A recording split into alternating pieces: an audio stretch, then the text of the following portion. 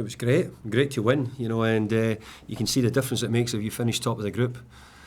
And I'd have settled for qualifying before the group started. I think it was a tough enough group, and we went through unbeaten. So I think it was great credit to the players. And you know, Shakhtar have had a good record in the competition before. Leverkusen finished third in Germany last year.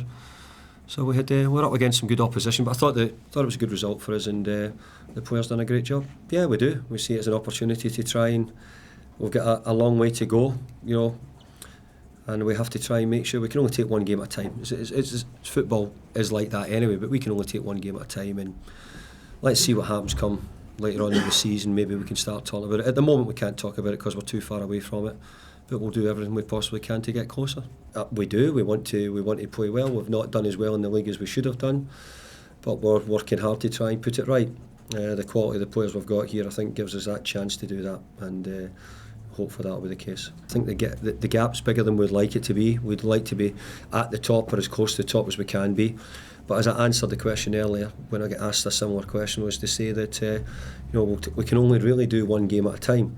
Let's look at it later on in the year, or next year I should say now, and let's see if we can answer the question a bit better then. Yeah, there's a lot of games expected to win before, but there's fixtures. This football club are expected to win all the games. That's the fact, and that's why if you lose one or two, then things get said. But I totally understand that, and when I came here I knew that was the situation. So I do think there's a lot of games we can pick up points in, and we'll need to go and do it, not talk about it, but make sure we make it happen on the field. I think he can, because I think as he gets older, you know, he's adaptable. He's such a good football player. You know, maybe if he got older and he lost a little bit of his pace or that, he could always drop a bit deeper and play deeper for you. But I think the big things for Wayne is, I think there's some big targets ahead of him. You know, can he break Bobby Charlton's goal scoring record here? You know, there's some fantastic legends around this club, and Wayne's got a chance to turn out to be one of them as well. He already is with what he does, but I'm talking real top status here.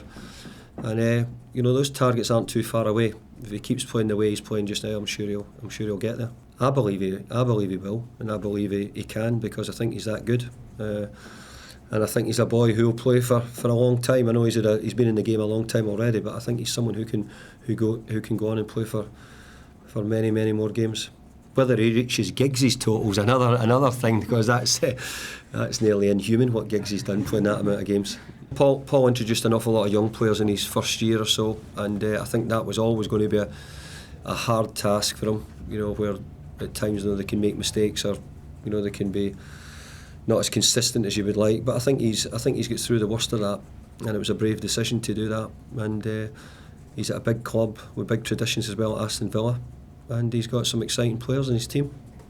Well, I can only tell you that my time here, Sir Alex has been fantastic towards me, helpful, and you know, any time I need something, I can go to him, and he's been very good.